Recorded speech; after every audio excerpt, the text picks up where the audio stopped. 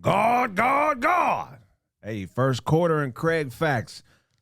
I'm one of your hosts, Craig Smith, and next to me is Uncle Ty. Shout out to the I'm Out There Nation. I know you out there. We out there like a motherfucker. We been out there. Hey, today in history, May 1st, 1707, the United Kingdom of Great Britain was created as a treaty merging England and Scotland together. My Lord. All right. Today, May 1st, 1786, Mozart's opera, The Marriage of Figaro, premiered in Vienna. 1931, New York 102nd story Empire State Building was built today. Hey. Have y'all ever been to the Empire State Building? No, I never have. Have you? I've been near it. Okay. I didn't get a chance to go in, but I've been near it. It's huge. It's Kareem Abdul-Jabbar building. In 1941, Orson Welles' motion picture Citizen Kane premiered in New York. Oh, okay. Today, 1945, a day after Adolf Hitler took his life, Admiral Karl Dönitz effectively became sole leader of the Third Reich with the suicide of Hitler's propaganda minister, Joseph Goebbels. Fuck them both. Fuck Right, them. like, are we celebrating that? Anything Nazi, fuck them. Period. Right, next Nazi up. What's going on? Okay, one of you niggas died, eh? We gonna be at the funeral breakdancing in front of the casket. Nazis off the bench? What's the most disrespectful thing you could do at a funeral? Man, hit the casket with a brick? What about beatbox and freestyle? Nigga, just right there by the casket. What's the most disrespectful thing? I'm here for my money. That's very high on the disrespect chart because that's a low effort. To beatbox, that's why it's disrespect. You ain't even gonna try hard. What if you just showed up and just started playing the saxophone during the whole service? Don't nobody know you there. You just playing the saxophone while one niggas is crying. Like they gotta kick you out. They throw you out. You still playing it from the parking lot. Never taking the saxophone out your mouth. No matter what. This nigga kicking and playing. Get the fuck off me. and his girl got the microphone up to him. Saxophone taped to your lips. What motherfucker sit on the face of the body and fart? Oh my God. Bro, that's the most disrespectful. What's more disrespectful than that, Todd? That's top three for sure. Sitting on the face and farting while playing the saxophone. I think it's talent. What is the most disrespectful thing you could do at a funeral, Sarah? I was at a funeral of a girl that actually died because she was drunk, and her friend got up and told her, "That was my girl. My last memory is I gave her last drink." Oh, wow. And then went and took selfies with her. Oh, after she got off, yeah. That's pretty high on the disrespect. Yeah, that's pretty high. Back to normal shit. In 1964, right. the computer programming language BASIC, Beginner All-Purpose Symbolic Instruction Code, was created by Dartmouth College professor John K. Kimmy and Thomas E. Kurtz. Computers were born. All right. What was your first computer? Oh, man, I had we had the Macintosh, man. The Macintosh. We had video games on there, everything. We had Dr. J versus Larry Bird on there. For real? Yeah, Hilarious. You could shatter the backboard. Oh wow, that's before. I was a Hewlett Packard guy myself. I had a Packard Bell with Lotus Works. Whoa, that was my programming system. Lotus Works. Do you niggas remember Lotus Works? Wow, and it worked. Y'all didn't have floppy disk computers? Y'all wasn't? That's what the Macintosh, the Apple IIe was.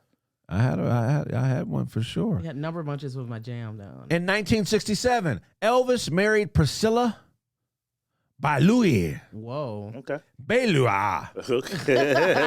B-E-A-U-L-I. I mean B-E-A-U-L-I-E-U. Oh. Beaulieu. Bully. Balawa. At the Aladdin Hotel in Las Vegas. They divorced in 1973, and Anastasia Somoza Oh man. De Bail became president of Nicaragua. What? I'm bullshit. All this shit happened 1967, May 1st. Read it, nigga. Okay. That was Silent. Like Right. I fucked off in the gang. A new man, not cool in the gang, but fucked off in the gang. I'll give it a shot. Elvis Presley. So far, so good. Married Priscilla. He just said that. Yeah, I'm trying. That's what you want me to do, right? To see if To see if he can get, because this nigga was snickling at me, Yeah, motherfucker. you was fucking up the language for sure. In 1967, Elvis Presley married Priscilla. That nigga pump fake with his head. Bailey. Yeah, I don't know how. Hey, her last name is Presley. I know it turned into Presley. Yeah, get that one out of here, Bailey. Yeah. At the Aladdin Hotel in Las Vegas, they divorced in 1973. Anastasio Somoza. Oh man, wow! The Bailey became president of Nicaragua. Man, this shit Nigga is who the fuck names are these? right. Why would These sound like Julius Caesar's homies. What the fuck? How do you say these names? That's why she married him. Yeah. She I need to change my last name by any it means was too heavy necessary. in her mouth. That name was too heavy in her. She probably sprained her jawbone trying to say it as a kid. It just sounded like a person that wore too many clothes. It was like, Today, 1971, the intercity passenger rail service Amtrak went into operation. Wow. All right, that's a good fact right there. Why That's do I- good. I like that. Intercity is like the subway, huh? Because I think Amtrak has been around longer than 1971. I mean, has it? Are you sure? I mean, It says in 1971, the intercity passenger rail service Amtrak went into operation. yeah. So it started in '71. oh yeah, May 1st, yeah, Amtrak. Is it me or did you? I don't know why I thought I heard Amtrak like in westerns. No, hell no. The that Amtrak was- is like they got the bullet front almost kind of. So Yeah. it looks kind of modern. That was another one. What's the other name of the thing? Railroad. Pacific. Pacific, yeah, you're right. Union Pacific. Union Pacific, yeah. Okay, you're right. Wow, shout out to Amtrak. Shout out to Amtrak. It was born during disco. In 1975, that means Amtrak would have sold crack because it would have been 15 in 1985 when crack. It would have sold Amtrak crack. would have either been a crackhead or a crack dealer if it was the person. Selling crack for the big homies. 1975, Hank Aaron of the Milwaukee Brewers broke baseball's all-time RBI record previously held by Babe Ruth. Hey. During a game against the Detroit Tigers, Milwaukee won 17-3. Blowout. Nigga, 17-3 in baseball is like 100-30 Yeah, that's crazy. in basketball. Yeah. 17-3. How come there are more black baseball fans? When I was a kid, we were like the last generation of baseball card collecting children. You know what I'm saying? I don't hear black kids talk about baseball anymore. Why is that? You know why? Because it's too slow. The sport is too slow. When you got basketball and football and everything is kind of quick, fast paced. So this year, baseball is implementing things to speed up the game. Right. They have a bunch of rule changes, like Niggas. yeah. Let's get some more of these Yeah. blacks in here to speed up the game. They're actually faster. Yeah, we're faster. Any more Jackie Robinsons out there we can put out here on the field? Oh, But man. no, you're right. Because look, baseball, for a lot of those that don't know, that was my best natural sport. Like, Yeah, me too. You know how some niggas, some people step into a sport and they just good at it immediately. I was just great at baseball immediately. What positions did you play? I played shortstop and center field. I wanted to be like Ken Griffey. Okay, I played first base and I played back catcher. Okay. Oh yeah, that back catchers. That's the toughest position in baseball. Bro, People know if you don't know baseball, you don't know how tough it is to be a back catcher. yo, you got to be in that damn squatting position the whole time. And I was a little kid when I first started Little League, and I didn't have no cup the first time. You know what I'm saying? Oh, you got dusted off. Man, I was scared. I was jumping out the way every time. Shout Yeah. out to the homie Jeff Pops, who was the umpire. He's like, if you jump out the way another one of these balls, man, I'm gonna throw your ass out the game. So, Best player you ever played against in baseball? who best player I ever played against in baseball? This is gonna be controversial. I'm gonna say Kiki probably was the best player I played against Why in is always baseball. a girl? Nah, Kiki. Well, Monique was the girl at first base, but Kiki was he was dope, man. Shout out to Kiki. You played at HS too? No, HS, they motherfuckers that shit was humming coming down the plate. I was not trying to stand in the box and get hit with that. So I was done by the time high school came around. Oh, you didn't make no teams. Wow. You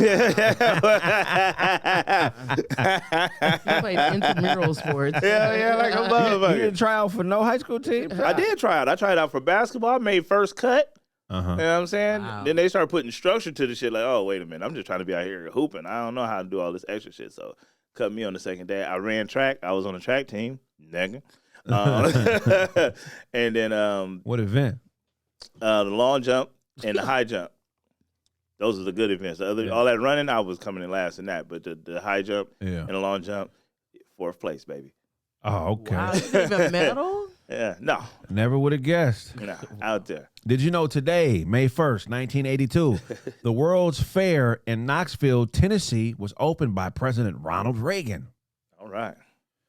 That's And- the first president I remember was Ronald Reagan. Me too. I thought he was dope. Then get older, everybody started And then we talking find out about crack cocaine and the Contras and how he ain't nothing but a white Nino Brown. Yeah. You piece of I had no idea. coke selling person. Yeah, man, when I was a kid, it's really funny. It's really interesting how kids really don't have a real perception of evil. No. I mean, they'll see obvious danger, but you can't see evil on people when you're young because you're so pure. Yep. You ever remember there being a person when you was young, your parents, stay away from that motherfucker, but you're like, but Bobby's cool, man. He's cool to mama. And then you get older, you're like, nah, Bobby wasn't cool. God damn. He wasn't even an ice cream man. Yeah, there wasn't people when you were a kid that you just got real creepy vibes from? Yeah, but that's the obvious. I'm talking about kids are so pure they haven't experienced enough to understand when somebody has bad intent Right. or is ahead of them or leading them in a direction. Right. You know what I'm saying? They don't have the probing ability yet because they don't have anything to reference. Right. Haters. You didn't know what a hater was when you was a kid. How do you teach your daughter to look out for shit like that? I would imagine that would be tough. Like my niece, I used to be on her head about just everything. But like as a father, how does that work? Damn. I mean, well, so for me, it's more like make sure your shit is straight because it's gonna be all kind of people out here Right. with all kind of different ulterior motives. So and it's hard to spot because what I could spot back in the '90s, they not even doing that now. Right. The game has changed tremendously. You're like, if he got an earring in his left ear, you can't date him, daughter. He's a devil worshiper. Yeah. Like, what? If he got a mohawk, he's gay. Remember when having a mohawk meant you was either gay or in a rock band? That's it. It was the Now two choices. it's real niggas with mohawks. Yeah, real live. Yeah, real live. But you can't even You teaching her early 90s. all out of date everything. And if it's like that, baby, then he's wick, whack. That nigga's wiggity whack, baby. I'm telling you. If he does this, he's wiggity, wiggity whack. Whack daddy. Is he coming down the street like this? You giving your daughter advice to say wiggity whack in it is some of the funniest shit I've ever heard in my life. That ain't fresh. He ain't fresh. He ain't fresh. He's wiggity whack. He's bunk. He's bunk. Bro, that's some funniness, man. He's wiggity whack. That's just a make, daddy. He's a whack MC. Bo. Yeah, but yeah. It's so disturbing. Is he doing that? Is he doing that? If you go to a party and you get the mic and you say, let me hear you say, hey, ho, you wiggity whack. Man. The roof is on fire. We don't need no water. Let the if you at the club still trying to start freak lines. Remember them long? It'd be 800 people in the club and one line freaking on each other. Oh, that used to You be remember having a It used to be the shit. I ain't gonna lie. Yo, be sandwiching motherfuckers in the club, bro. You ever have to wait on a woman? Like it'd be two niggas. We can't get in this line to a bitch count. Yeah. And We're gonna be freaking on each other, nigga. I'm not freaking on the nigga. Well, let's wait till she come out the bathroom. 'Cause you be at the back of the line, waiting on the chick to come out the bathroom, so you can join the freak line. Yo, freak lines was notorious. Yo, Cause you remember being in the little sandwich, the little freak sandwich, and can't tell who she like more. Right. You know what I'm saying? Like, you into me or the homie in the back? Hey, you remember being in the freak line? You get hard and you be looking until she, wait until she realized what's really going on. Right. You looking over her shoulder. She look back like, oh, yeah, that's me. That ain't him. That's me. That's me. It come with the dance, bitch. You ever try I was hard before I got in this line, bitch. This ain't got shit to do with you. This the line that gets me hard, not the bitch in the line. I get hard off of lines. I mean, when you got the nerve to think I'm hard because of you, bitch. You ever try to cuff the girl in Right. mid sandwich? Like, okay, I want to pull her off just for me now. Right, you try to pull her up to the corner. You try to pull her off in the corner so you can hump on her for an hour. Watch out, bro. This all me now. You ever sew a chick up for the whole night? And motherfucker, you've been dancing with her so much people think it's your girl, but then y'all just leave and go separate ways. Man. Like, I don't know this bitch, man. I just was freaking on her for 2.5 hours. You ever did Waiting on the punch to wear out. Oh, God. You ever did that? You be freaking on her, and then you go to the bathroom, come back, she in the middle of another sandwich. You ever de-sandwiches, bitch? Like, bitch, you back on. Excuse me, I'm just getting my hands in. Yeah, she's mine first. No, she was mine first. You ever been to a family party and his family freaking on each other? I see. Yo. Like, why is this family in the freak line? There's no. These are all relatives. Yo, I see the boy Snaptastic at New Revelation, bro. It was like Valentine's Day or something. So New Revelation, like I said, they had the basketball court in the hood. They was doing a thing where on one side it was the girls, one side it was the dudes, and so you come in the middle, you get to half court, and then you dance. Yo, Snaps did not know how to dance. This motherfucker had like 2 left feet, but all he knew how to do was freak. Yeah. So when it came to him and the girl at half court, he snatched her up and got to freaking on her. They had to break it up at the church. The church people was breaking it up.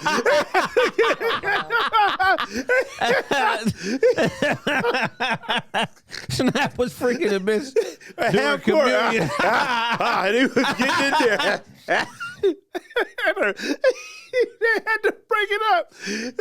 He was thrusting a woman at church. Yo. Oh my God. Snaps, you got to answer for this. Yo, his T Tot them had to get in there, break it up, bro. That is so fucking funny. Thank you, T Tot. Yeah, that's it. Oh my God. We miss freak lines, man. Bring them back. Would you let your wife get in a freak line? No, not at all. Back in the day, it was normal. Back in the day, it was normal. It was normal back in the day. I remember being a kid freaking on a nigga's wife. He'd walk up, oh, what's going on, little man? Baby, when you finish, I'll be at the table.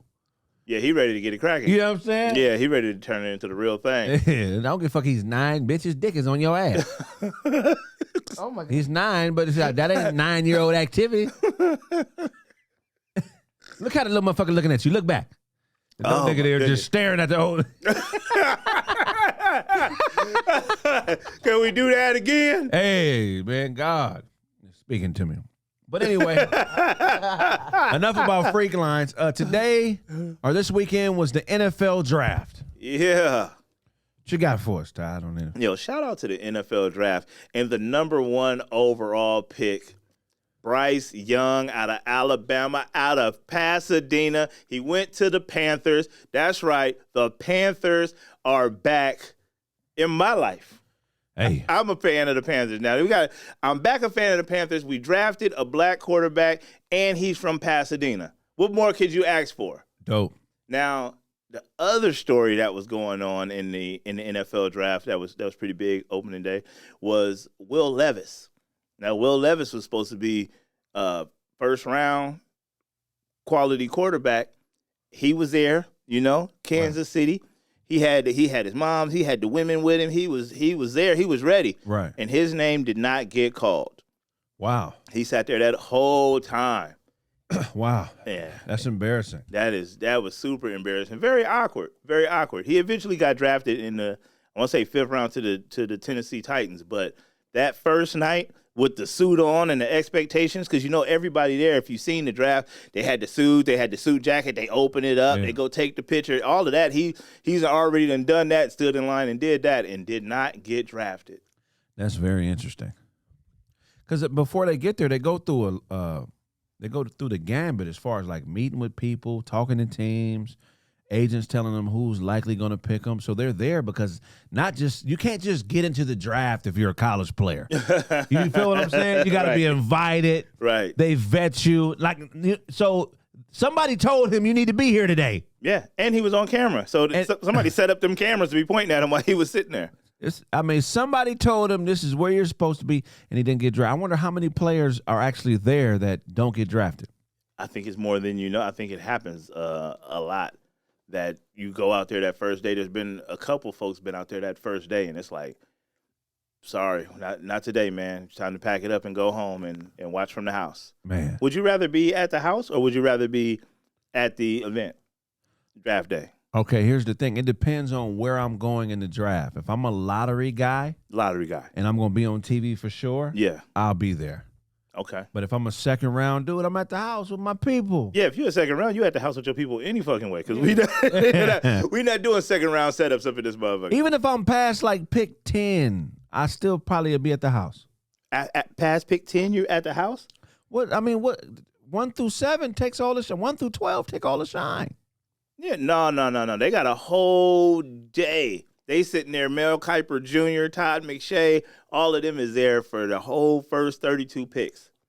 Let me tell you something. You know who? If anything past 12 is like, you ever been on an airplane? When you walk on an airplane that's packed, the only people you actually remember are the motherfuckers when you first walk in. First class. And the people sitting next to you. If you're not a first pick, you're just the in-between space. You know what I mean? Nobody remembers you. No, nobody remember, but you still get the Roger Goodell walk up. What's happening? Throw the thing. I got your little hat. You get all that if you're in the first round. So you just talking about from a personal player experience? Yeah. Just to say you did. I get it. Yeah. You get that iconic picture. You know what I'm saying? I think that's what it's. Also, too, though, another thing is the edge of an athlete. Like, some people want to stay hungry, so they don't want to feel like they made it. So they got to deprive themselves of certain experiences so they stay hungry and stay dangerous. That's a fact. Now, there was another thing that was actually dope. Dallas Cowboys made a pick. Now, Dallas Cowboys scout called his son. He drafted his son. So he called his son and said, you want to come to work with me next week? Oh, wow. Yeah, and so I was like, for sure, positive, and put Jerry Jones on the phone. So I think that was pretty dope. That's why, were they black? Yep. Oh, my God. Yeah. God. It's somebody out there hating. It's because his daddy was a scout. Yeah, you know it. Okay, I was starting most of the season. I got hurt. Anyway, if my father was a scout, I would shit. You know where I'd be.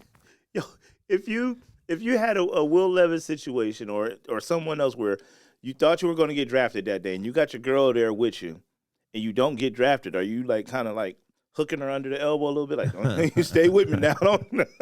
The way my personality type is, and this is weird as fuck, right? But I do shit solo. Cause when you first grinding for some shit, don't nobody really be helping you. Right. And then if you really about it, you're gonna be grinding by yourself most of the time. Right. And they're not gonna understand the experience. You feel what I'm saying? Yeah, for sure. So I can't wait for it to be that one player that was like, you know what, man, fuck y'all. I love y'all, but you niggas didn't believe in this. Mama, you dropped me off at 2 practices, bitch. Pop, nigga, I didn't start fucking with you till I was a junior in high school, nigga. I'm doing this whole shit by myself. Goat. It's going to be one solitary love chair in the lobby of a Motel 6. And I'm doing this shit by myself. When is somebody going to keep it real? Because if you don't get drafted, it's going to be them same motherfuckers looking around you like Will Levis. Is that his name? Yep. And them is going to be the people talking the most shit. With the 25th pick in the NFL draft, the Los Angeles Rams select Craig Smith, and you sitting in the chair at the hotel. Thumb wrestling myself. Oh, hello, everybody. Hey, how y'all doing? This is my dissertation. This is my dissertation. Okay, cool. Look, man, I got here by myself. God. That's going to be my speech. I would never do that, but I'm saying there's got to be somebody out there like that. I hope to see that. Does that raise red flags if he's just like, hey, man, fuck my family, right. Fuck everybody, man. It's all me. It's all me from day 1 till day 19, baby. Of course it raises red flags. But let's not act like the NBA and other professional sports don't gear their imagery and their marketing towards black kids that come from broken homes. They want to attract impoverished kids and make sports their dream because it's an investment that they don't have to pay much on. I feel that. They just sell a dream to a 4-year-old whose mother's on crack and never met his father. This is how I get out of this fucked up situation. Be like Michael Jordan. Look at all these Lamborghinis. Look how these niggas walking to, you know what I mean? I feel that. That's real. That's why I never went to the NBA. It's a self-cultivating investment. Imagine having your game so tight you can say something to somebody and they leave you and go work on themselves when they're all together. You don't have to invest in that at all. You don't have to give them no money. You don't have to give them no instruction. You just sell a dream so cold that it makes a nigga look at his life and be like, you know what, my shit sucks. I want that. Damn. See you in 18 years. Damn, that's awesome. And then I'm on some bullshit right now. No, that's why I didn't go to the NFL or the NBA. I wasn't gonna be a part of the system. You understand me? Fuck the system. Yeah. They're selling dreams. I stopped dunking and everything. With that said, congratulations to all the dudes who got drafted. I'm just fucking around with y'all. I'm proud of y'all. Anytime I see a black man succeed or any man succeed, it brings a smile to my face. Just understand this to all you regular niggas like me and Todd. There's a new crop of young niggas that are more attractive than you, richer than you, and they're everything that you failed to be. Treat your woman right. Because she might run across one of these niggas. She might run across one of these niggas that, I don't know. Where would your woman run into an NFL nigga? At a football game, hopefully. Anything else is inappropriate. That sucks as a regular man. Every year we watch multiple drafts. Right. We watch tall, muscular niggas get richer than us immediately. You know what I'm saying? Yeah. How fucked up is that to meet a nigga and a minute later you know he's 100 times more valuable than you? That's crucial. NFL niggas, NBA niggas, NHL white boys. Yeah. What else? NHL black dudes. NHL black dudes. They getting paid too. Shit. All these dudes are younger than us, more attractive than us, and fuck them. Next topic. the NFL. My bad. Hold on. The NFL. We're gonna do some facts on the NFL. Do you guys know that the first NFL draft was in 1938? Damn. There was 81 players. Go down. Was there 81 players selected? It was. Go back up. It's back up. The other way, yeah, to the top. To the top. Oh, there it is. Yeah, 20. Okay, but go up more. All right, cool. 1936, I apologize. And the reason that the NFL draft was put into effect is because the owner of the Philadelphia Eagles, Bert Bell, was, you know, his team at the time was a failing team. Okay. And he needed a way to make it fair for the teams at the bottom of the totem pole when it came to recruiting players. Okay. So he came up with the draft system so the talent disparity wouldn't be so large. Okay. So he brought this to the league in 1935. The proposal was accepted, and by 1936, we had the first inaugural NFL draft. The first draft was way different than it is now.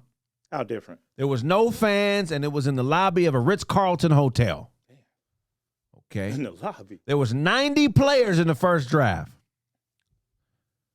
But there was no formal scouting agencies or no way to scout players, so they were drafting niggas straight out the newspaper. They would go over stats of players from the season in college football and draft the person with the best stats. Now, given they did have executives that would go out to some games, a large part of the draft was just based on shit they read in the newspaper. Wow. 24 of 81 players chose a regular job over being in the NFL because it paid more. The number one pick in the 1936 draft was a man named Jay Billinger. He played at the University of Chicago. He turned down playing in the NFL as the number one pick in the draft so he could work as a career salesman selling foam and rubber. And that was making more than the NFL? That's crazy. That's super crazy. Yo. That's super crazy. Yeah, only 24 of the 81 players chosen actually went on to play in the NFL? That's wild. Right. I mean, you know, I think I probably would have. Imagine looking back, you know, being 85, watching the NFL, like, I could have been a part of that. But instead, I was selling some shit that they don't even make no more. Yeah, that's some wild shit. I was selling rubber duckies. Yeah. It's all the rage. Rubber duckies. Selling rubber duckies. Jerry. It's our Jerry segment, man. Shout out to the God, Jerry Springer, man. You put more bullshit in black people's mind than we could afford. But fuck it, we gonna make the best of this. Gone way too soon. This is our new Jerry segment. Now, on Jerry Springer, a lot of times the audience would stand up and ask a question that was funny or roast. So this is our way of asking you questions, and we want you guys to respond in the comments, man, and we'll talk right back to you. So here's a few questions we have for the audience, and I want a real solid answer. Yeah. We're just going to go back and forth till we come up with a bunch of questions. Ready, Todd? I'm ready. Give me My question is this. Answer below. If you were at the NFL draft, you were an NFL prospect, would you rather be at the draft location or would you rather be at home with family and friends? Would you rather be at the location with all the hoopla, Roger Goodell, and all of that? Or would you rather be at home with the family and friends when your name gets called? Answer below. That's a great question. Where are you going? I got another question for you. Please answer in the comments below. We love you for it. If you were a professional athlete and you had a racist coach, but you knew he was the best coach for the job, would you play for him or request a trade? Because look, everybody that's racist, you ain't got to like me. It's some racist people that are smart. If you a top tier player and you knew your coach was racist, but y'all would win with him being the head coach, would you stay or request a trade? My question is this. If you knew your coach was racist, would you play for him or would you choke him like Latrell Sprewell? Put it down in the comments below. That's funny. Hey, man, what we going to do is every question that's answered, we're going to read that on the next episode. We may even call in and have you call in and talk to you about your answer. But our goal is to interact with you guys as an audience. Please answer the questions. If I owe you something, get it from God. God. Also, man, just to round out the sports shit, the Warriors eliminated the Kings. Oh, front row 40. Hey, man, Steph Curry is probably the most important basketball player to a team that there's ever been. He put him on his back. He put him on his fucking back, man. Steph Curry, man. He is him. He might be the GOAT of point guarding. What do you think? I think that he is the GOAT of point guard to me. I mean, he's the greatest shooter ever. He has face of the league potential. He's somebody that the league can market. He talks shit. He backs it up. He told the people at the Kings arena, because you know the Kings got that beam. They hit that button and the beam go up like the Luxor. Right. He dropped 50 on him and told him, hit the button. Hit the button. He is him. He might be the most important player in league history. I mean, we got the Michael Jordans, the Magic Johnsons, but he's done some things that are incredible. When the Warriors were purchased in 2009, they were purchased for $450 million. Dang, right? Money. Today, do you know what the Warriors are worth as a franchise? I have no idea. $7 billion. Damn. Steph Curry $7 billion is the only reason the Warriors are worth $7 billion. In the history of the Warriors, they've had players who are naturally more talented than Steph. They had Nate Thurman. That was the first black player that ever played for the Warriors. Shout out to Nate Career Thurman. high 36 points in a playoff game. Nate Thurman? Nate Thurman. Ooh. And even though he was the first black player in the history of the franchise drafted in 1962, he's still not more important than Steph Curry. Nah, not the chef. Steph Curry has done something that I've never seen before in the history of the franchise.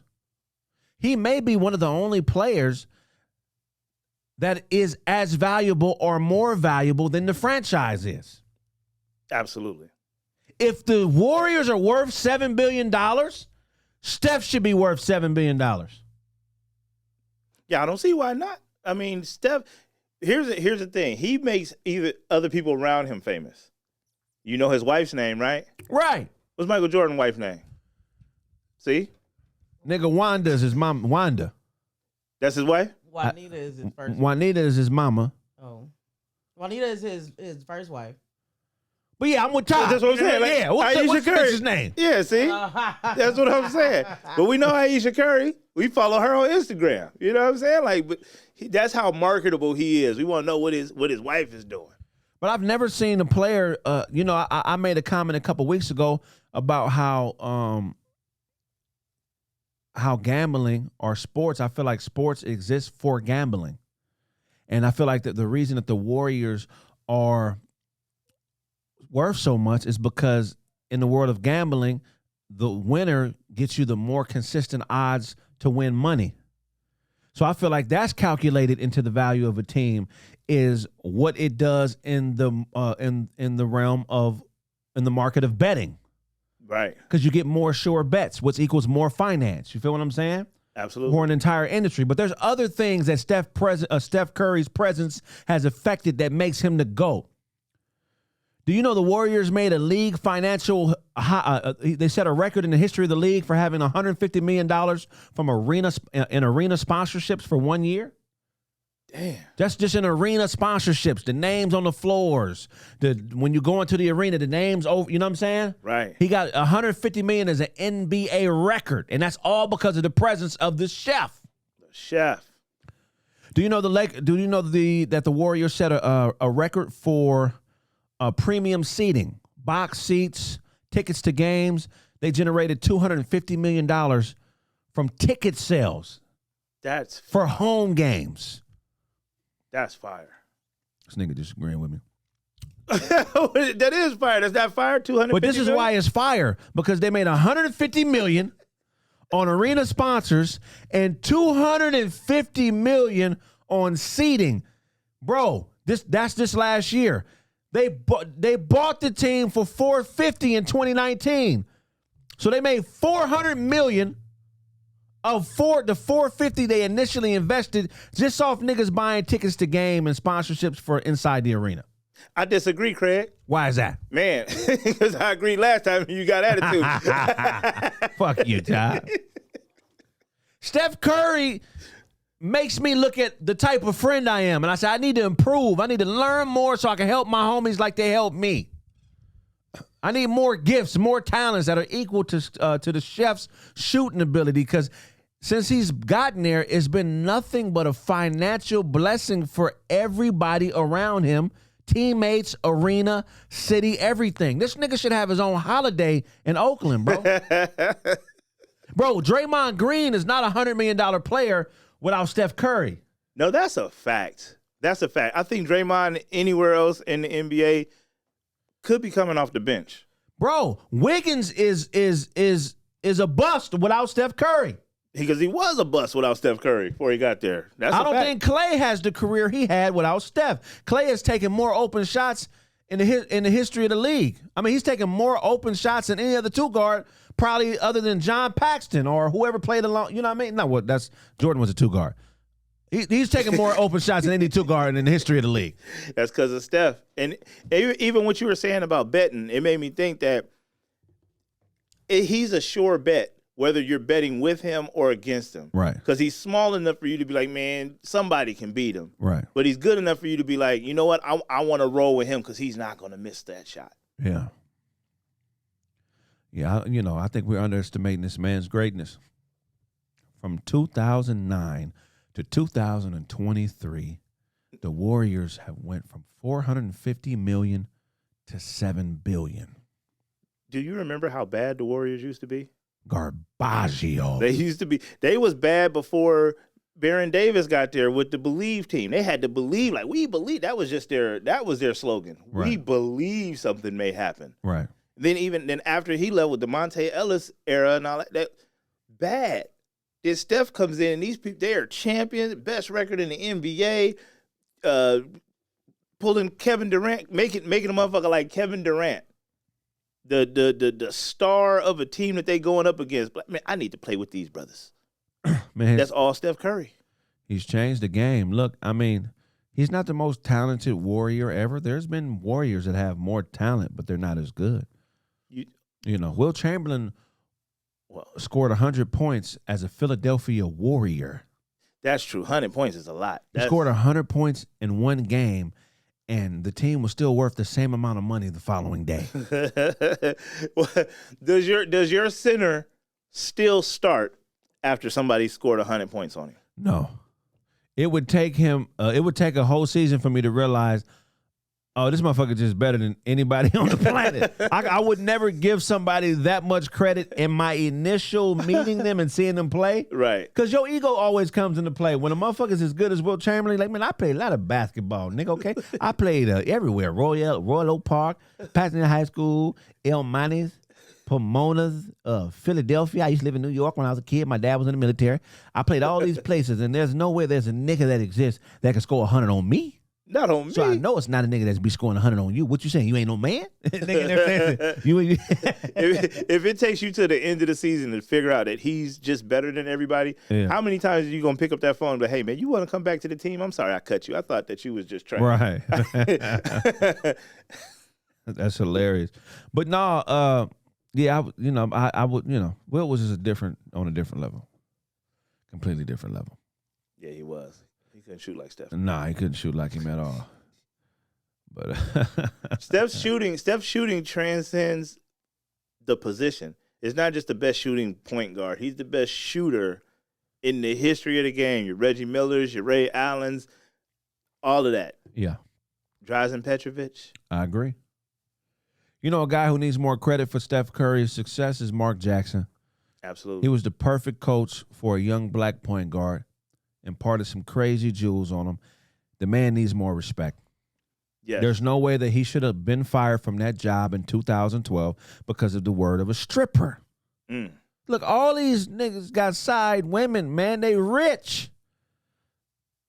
Supposedly he got fired because this woman had naked pictures of her and Mark. And she tried to extort him with these pictures like 4 or 5 years after they happened. And that's why he got fired as the coach. Damn.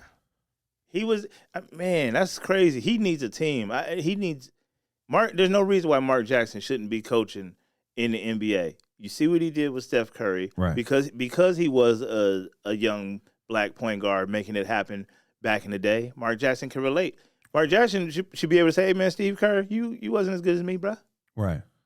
I did this, okay? I did this. Yeah, for sure.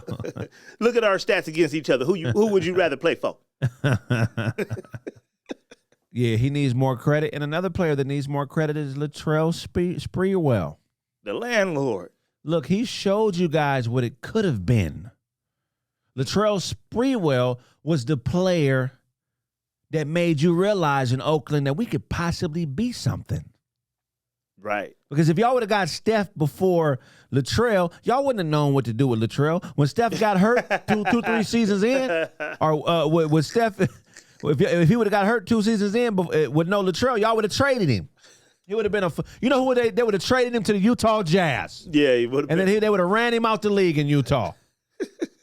With no Latrell Sprewell choking his coach. So for those of y'all who don't know, Latrell Sprewell was y'all first pick.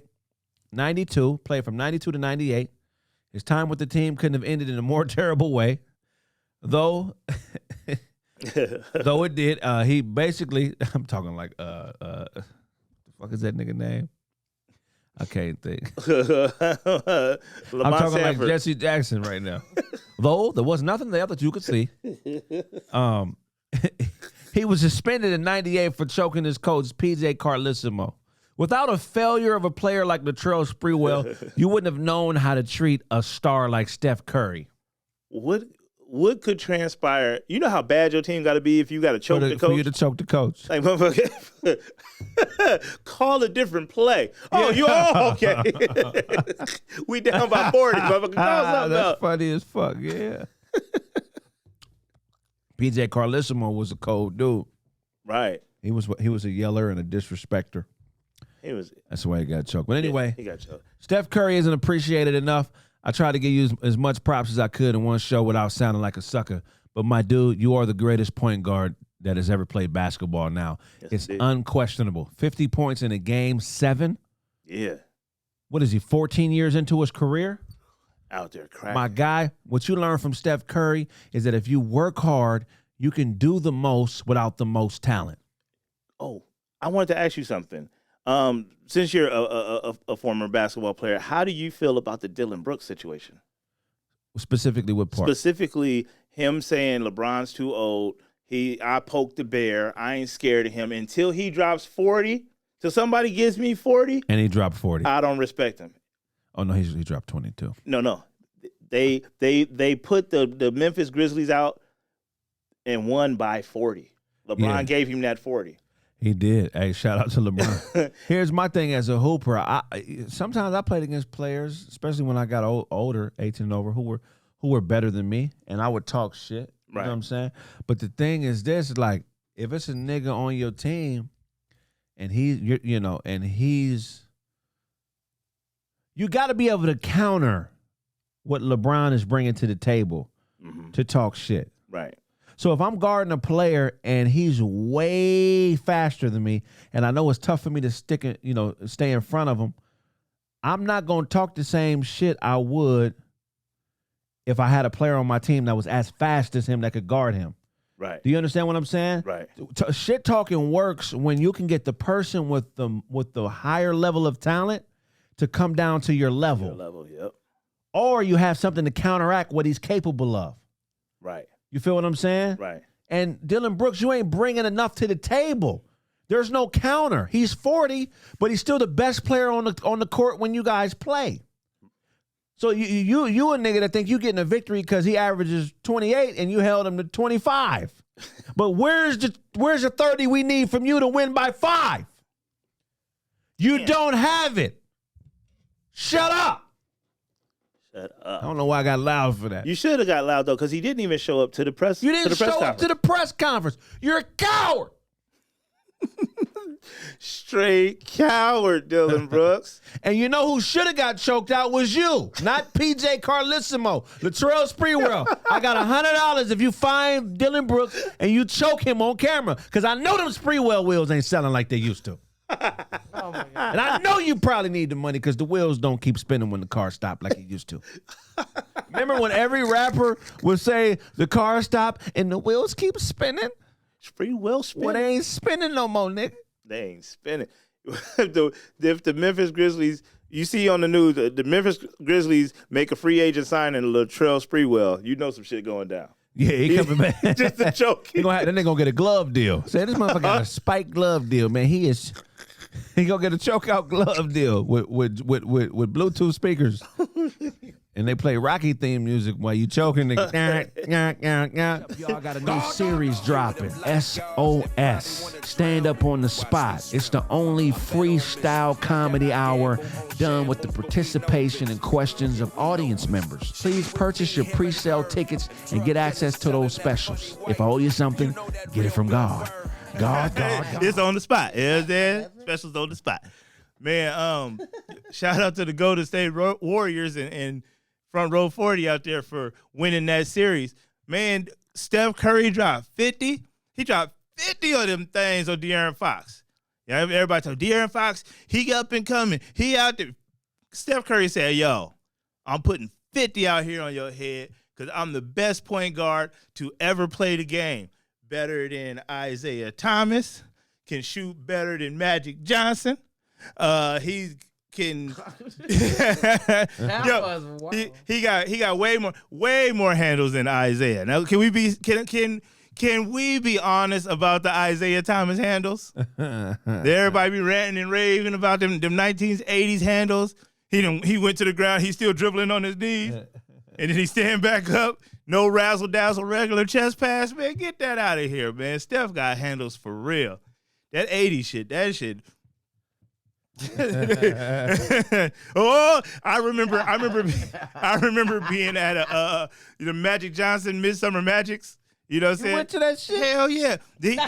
Bro, I'm gonna tell you this. They had the best dunk contest there at them motherfuckers. Like I remember Corey Maggette was out there, Vince Carter. They was doing some next level shit that they wasn't even doing at the dunk contest. But I remember one year Isaiah Thomas was dribbling, and he did that old go down, like slide on the ground shit, and the crowd stood up. Whoa! He got up. Did that curly knee. Everything was just the right hand. He just, and the motherfucker's going crazy. Ain't no left. So, yeah, man, shout out to Steph Curry, man. He did his thing out there, man. 50 points, greatest point guard. Man, the NFL draft went down, man. Oh, it was crazy. Yo, shout out to Bryce Young. Pasadena's in the house. Dina, what up? Man, I can't imagine being somebody like Will Levitt, where he was sitting there thinking he was going to get drafted. In the first round, he's got his mama there. He got I don't know if that was his sister. One of them was his girlfriend. And, hey, he's sitting there and didn't even get drafted the whole night. He's sitting there holding the phone because, you know, you waiting for the call from coach. He holding the phone, waiting, like, it ain't ringing. Is y'all texting right now? Is y'all blocking it? Y'all must be blocking it. Don't be using the phone too much around me. Y'all blocking the signal. I'm waiting for the coach to call. They came over there and told his ass, man, they hit him one of them.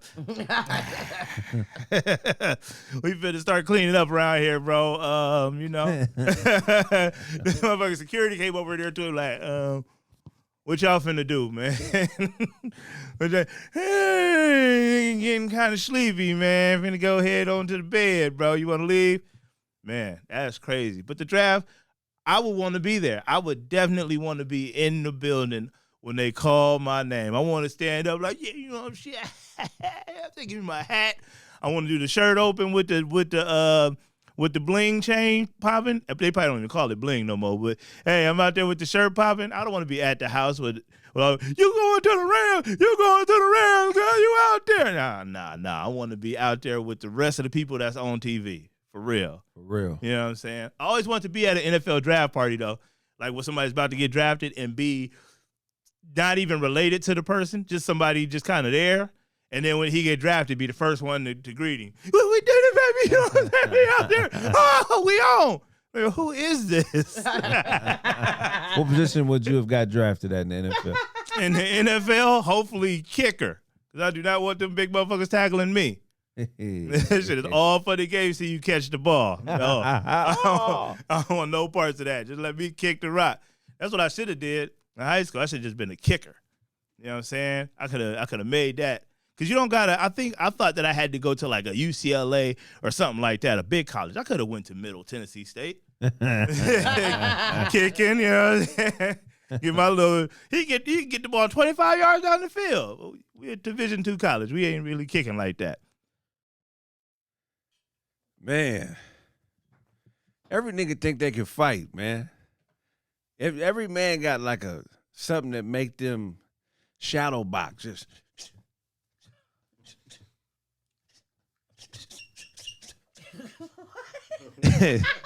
for me, it's whenever I eat an edible, I'm fighting. I just get to fighting and shit. No, because as the older we get, the less shit we got to fight about. You know what I'm saying?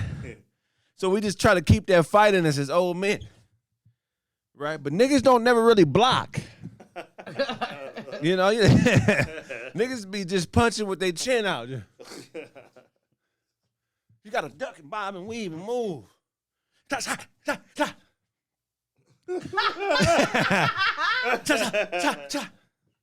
Anyway, do that make the punch go faster and harder? Because every nigga make that sound. You be like 2 sounds ahead of the punch. Put out the sound and see. Nothing. It don't work. It don't work. Niggas don't make sound effects with other ways to hit people. You don't ever hear nobody kicking a sound effect. Mock! Mock! Mock! It's only with the... Never with the feet, though. Mang! Not even with the elbows. Ting! Ting! Ting! Ting! We only make sound effects with the fist. NFL draft. What's the boy's name again? Bryce Young. Bryce Young. Shout out to Bryce Young from my hometown, Pasadena, California. Yeah. From Jackie Robinson to Bryce Young. Go and do your thing, man. This is a city where that don't really happen all the time. we put a lot of people on, but they bang bloods and fuck it up for themselves. You know how many niggas I know from Pasadena that could have been great professional athletes, but they banging bloods? I don't know what it is about where I'm from where niggas get $1 million opportunity and start banging bloods.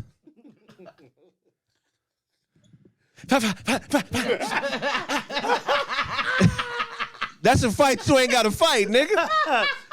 Don't get $1 million and start banging bloods.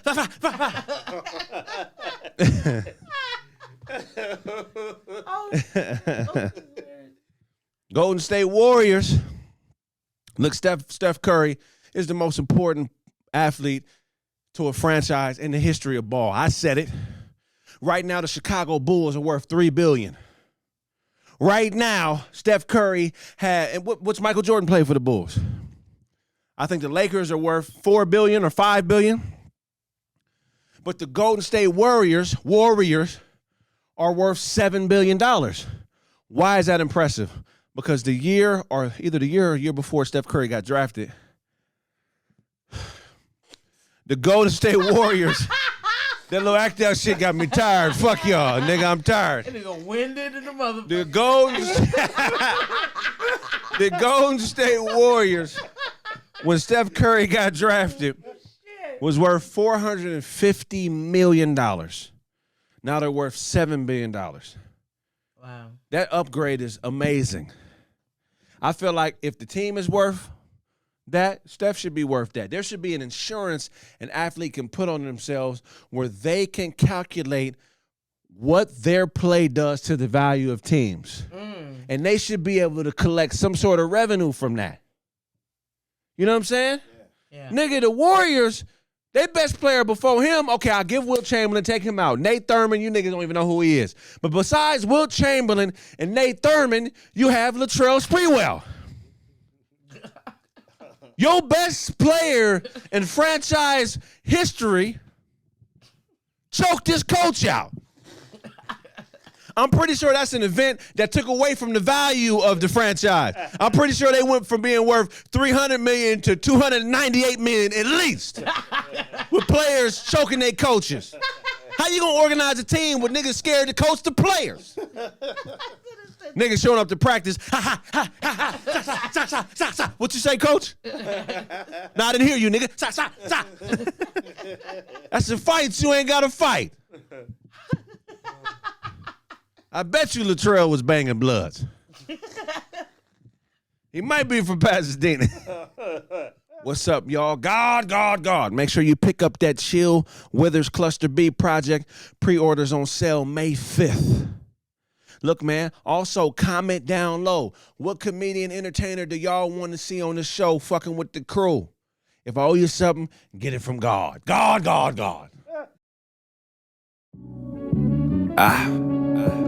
The chill never withers. That's a thing. I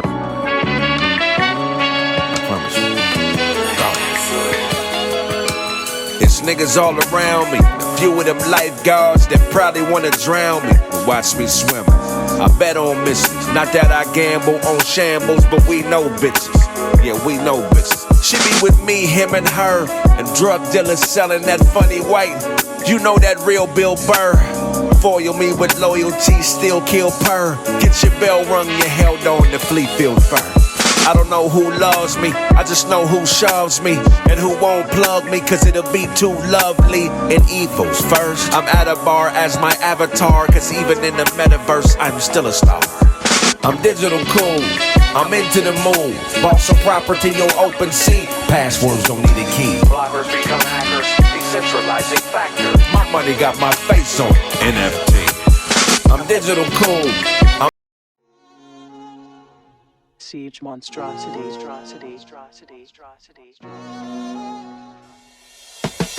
You hate criticism. You let a man cartwheel and punch you and said you wasn't living with him.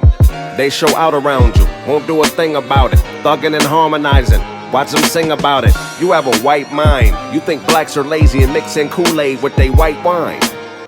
And that's the thing about it, can't even talk to you. Ghost of a real nigga, watch me walk through you. You fight your girl, man, cuss out the mailman. Go to jail and become a trail van. And that's the thing about it, God dropped you a breath mint out the sky, said take this, and now I think about it. You a bitch ninja, you a bitch ninja. You know what you do. Probably fuck around and try to kick ninjas. You a bitch ninja, you a bitch ninja. You know what you do. Probably fuck around and try to kick ninjas. You a bitch ninja, you a bitch ninja. You know what you do. Probably fuck around and try to kick ninjas. You a bitch ninja, you a bitch ninja. You know what you do. Probably fuck around and try to kick. I'm telling you, he's trained. And I know what you'll say. You run way back over there and say shit's happening today. The money, the ops, the drop. But I ain't no dope dealer and I ain't running from no cops. And why should I? I'm so hard to find. A spy had to hire a private eye, cause I'm a private guy. Nobody knows where I live, not even my kids. They have stains on their hearts, it's blood on the bib. Your mother went against my wishes. Aside from high, she was good for the...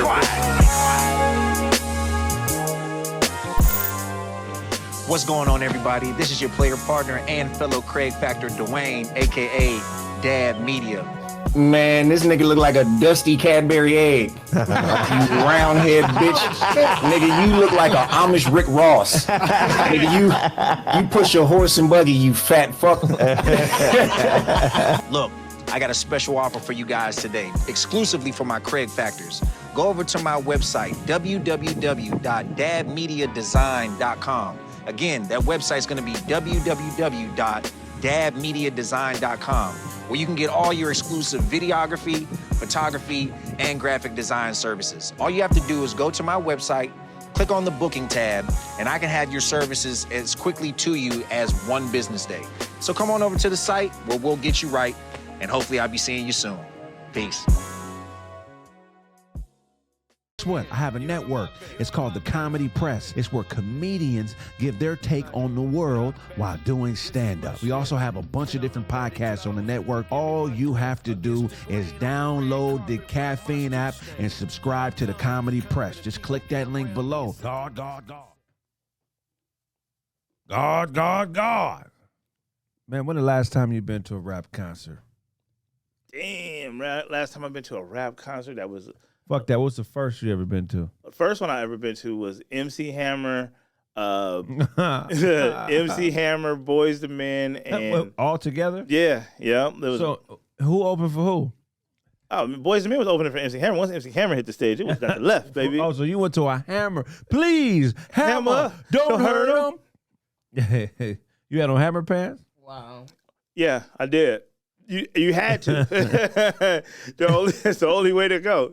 Where was the concert at, bro? It was I think it was like at the Forum or something. It was in L.A. I didn't travel for it. I was a kid. That was. You wasn't on a date? If I could just make it to Oregon. With a hammerette? In Oregon with a hammerette. Hold on, your parents would actually take you to concerts? My parents never did such a thing. Oh, yeah, for sure. I had such a basic entertainment upbringing. I just played Pee-wee sports, nigga, but I never went to no concerts. No, I had an extravagant. That was some Cosby Show shit you was on. Yeah, I had an extravagant entertainment experience. My mom was a publicist, so we heard the music first. We went to concerts like that and shit, and it seemed it was normal to us. It wasn't even a big deal. Really? Yeah, my friends like, oh, you going to that concert? Yeah, man. Oh, you I had haters in junior high, elementary. Man, because niggas thought you was lying. They definitely thought I was lying. You've been to Michael Jackson house, huh? My brother went. I didn't want to go. For those of y'all don't know, in Pasadena, for some reason they would always at either the boys club or some what was it that had niggas going to Michael Jackson house? Man, I don't know what it was, but they asked me if I wanted to go, and I told them I didn't want to go. But it's probably them Hammer fans. Because you remember at the time they had beef. Yeah, I do remember that. And MJ was supposed to battle. They were supposed to battle, and I had Hammer. You remember there was a video? There was a video where James Brown, Michael Jackson had. I think it was Michael Jackson's video, and he had James Brown up in there, and they was going at going at Hammer, right? A little sneak dissing. Wait, Hammer? Wait, James Brown diss Hammer? Yeah. I never knew. James Brown was in Hammer's video. Well, then James Brown was dissing Michael Jackson there. Either way, one of them had James Brown in the video, and he was sneak dissing the other motherfucker because they were supposed to battle. You remember they were supposed to They battle. were supposed to battle. This is a real thing. It's a real thing. You need to come with right facts because Hey, for those of y'all watching, Yo, I didn't have my headphones on. I didn't know you was talking. I remember distinctly that James Brown was in MC Hammer. look it up. Whose video was he in? Was he in Hammers or Michael Jackson's? Either way, it was like, oh, you the man. How do you beef with a nigga 45 years older than you? It was about dancing. Like right now, what if you? It was about What if dancing. your adversary, your biggest enemy, was 81? And he was talking about he could dance better than me. I got to take that bet. What's up? What's happening? Let's do it. Name the time and the place, motherfucker. I'll be there. You want all fades if your enemy is 40 years older than you. Yeah. Your number one enemy is. Let me see. Uh-oh. See, I knew y'all made this shit up. Yeah, It ain't- she made it. there's not a video that exists. We're looking on the internet right now. There's no video And that Michael says Jackson video. MC Hammer was dissed by. Michael Jackson was dissed by Bobby Brown. Don't hurt him. I think. Not Bobby Brown, James Brown. Bobby Brown's out there dissing. Too Legit to Quit video. Thank you. He was in the Too Legit to Quit video. Too legit. Too legit to quit. Too legit. Too legit to quit. Too legit. Too legit to quit. Hey, hey. Too legit. Too legit. Oh, that's what it is. Too legit. Too legit to quit. What was your favorite Hammer song? It bro? was too legit to quit by far. Really? That was the one that got everybody out their seat? Sweat pumping all over my chest. I don't stop. I just press harder than I ever did before. You ever, man, when's the last time you heard Too Legit to Quit? Man, you turn that shit on and turn it up, you'll be pumped up. Oh, fuck. How old you is?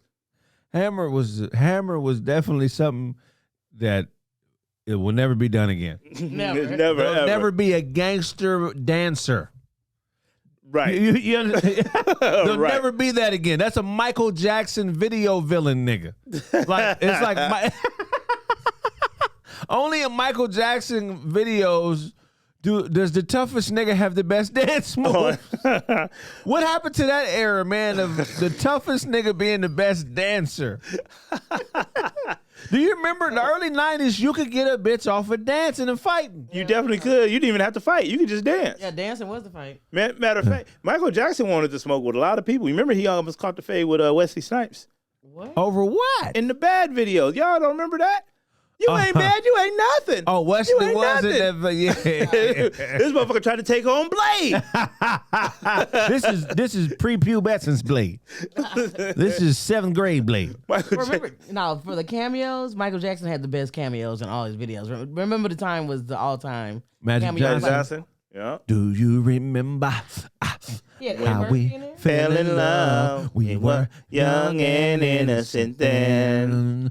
Do you remember how we used to talk? We would night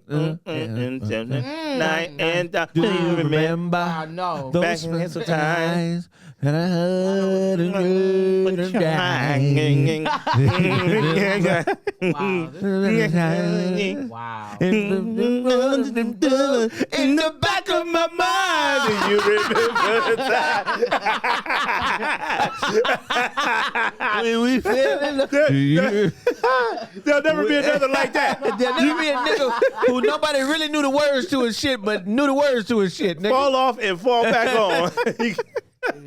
You niggas ain't quoting Michael Jackson accurately, not at least not confident in real confidence. You guessing on a lot of this shit he was saying. Niggas is out here guessing on Michael Jackson lyrics, acting like they really know the shit. Right. Mama say, Mama sa, Mama makusa. People are saying, I seen on the internet where it said, he said, instead of saying Mama say, Mama sa, Mama makusa, he said, I'm gonna say it one more time, I'm not gonna stop. That's what I heard too. That's not true. I don't know. That's a mystery. The only person who really knows is no longer with us. Yeah, those days are over. Mega concert days are over. Michael Jackson. I've never been to a Michael Johnson concert. You talking about the runner? The one that raced over me? Oh, no. Olympian? That had to be trash. That had to be a trash concert. He didn't have a song. I'm going to just run around. Michael Jackson had whole cities at his shit.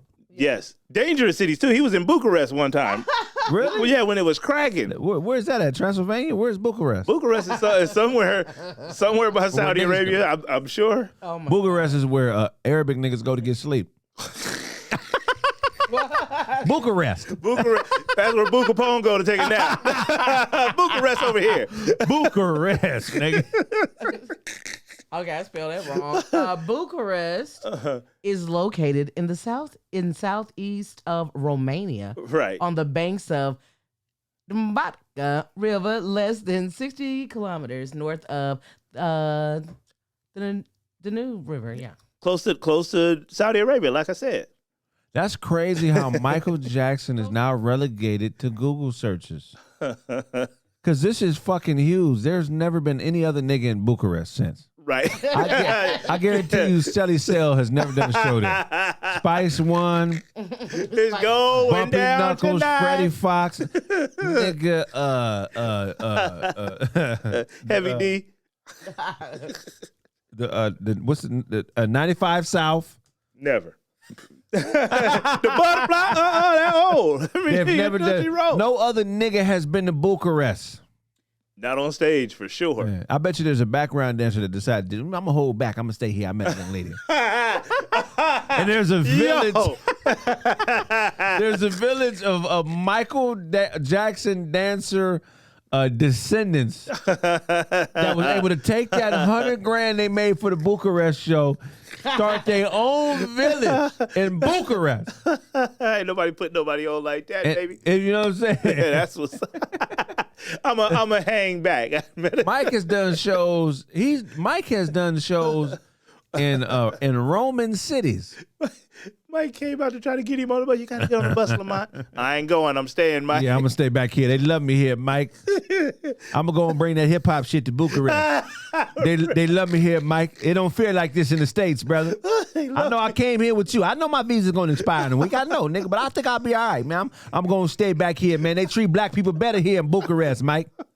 I'm just saying, it's just I've been there for my whole life. I've never felt nothing like this. What about my family? Fuck my family. I'm staying back here in Bucharest, man. Take this note to my mama. Don't give that shit to my wife, though, Mike. Fuck that bitch. I'm going to stay back. This is a paradise here for black men. I'm telling you, they don't ask questions or nothing. You can beat women here in Bucharest. I can whoop my woman and she says sorry after In October 1st, 1992. I'm staying. I'm going to go ahead and hold back, Mike. What you say? Get on the It bus, was Lamont. October 1st, 1992. I remember that. The special? Read it. You can't read better than me, motherfucker. Read it. Who? Huh? None of y'all. You remember what happened on the last read off? The special received the I highest did TV good. ratings in the history of HBO, and Michael was honored with the Cable Ace Award. The Bucharest concert was performed on October 1st, 1992, and was broadcast live on radio and shown on TV for over 60 countries around the world, Craig. That shit was easy. Give me something, motherfucker. Um, Give me something I can read. Okay, right here. Easy. Organizers have already announced a performing artist, Wiz Khalifa, one of the most well-known artists in the world, Lil Nas X, an international music phenomenon, Skrillex, a Grammy-winning DJ and producer. The tech house duo tell of us, well-known DJ Alan Walker and Ian, one of Romania's... Fuck!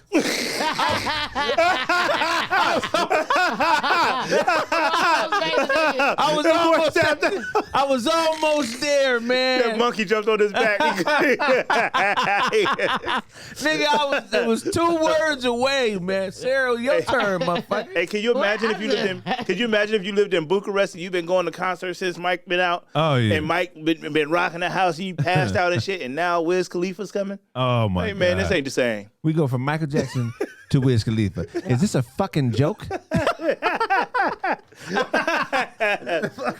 nigga. At the concert with attitude. Hey, man. What the fuck, man? This shit ain't fun. Did That's you know crazy. that there is a Romanian hip hop? Read it, Sarah. Yeah, get out there with your bad ass. Let's handle your business. Romanian hip hop first emerged in 1982 along with the breakdancing movement, which became very popular in the 1980s. However, Romanian hip hop was developed in the early 1990s when American rappers hit the European charts. Most notable Romanian hip hop artists. Romanian, not Romanian. I said Romanian. Go ahead.